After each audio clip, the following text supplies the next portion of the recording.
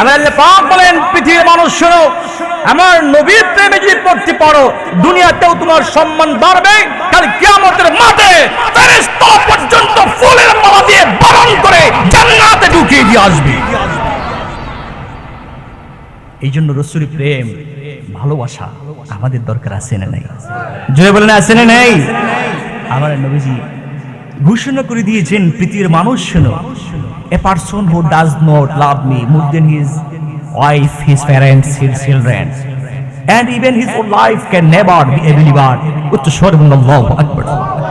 আমার নবী বলেন, আমি নবীর পরিচয় তোমরা জানো না, আমি নবীর সম্মান তোমরা জানো না, আমি নবীর পাওয়ার সম্পর্কে তোমাদের অবগত নেই।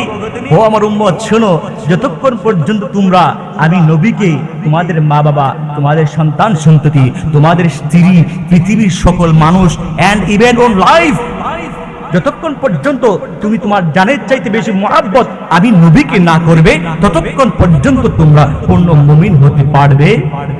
জোরে বলেন পারবে। সেই জন্য আমার বন্ধুরা, নবীর সাথে কানেকশন ভালো থাকতে হবে। নবীর সাথে কানেকশন যদি খারাপ হয়, মন্দ হয়ে যায়, সমস্ত জীবন নামাজ পড়লে, রোজা রাখলে, হজ করলে, যাকাত দিলে কোনো লাভ হবে?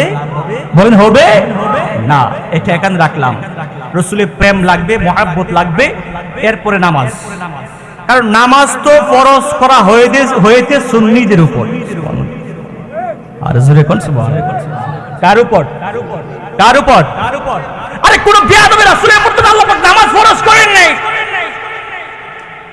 আল্লাহ পাক যারা ঈমানদার, ইয়া আইয়ুহাল্লাযীনা আমানু, এই পৃথিবীর বুকে যারা ঈমানদার ব্যক্তিদের উপর আল্লাহ পাক নামাজ ফরজ করে দিয়েছেন, রোজা ফরজ করে দিয়েছেন, যাকাত ফরজ করে দিয়েছেন, হজ ফরজ করে দিয়েছেন।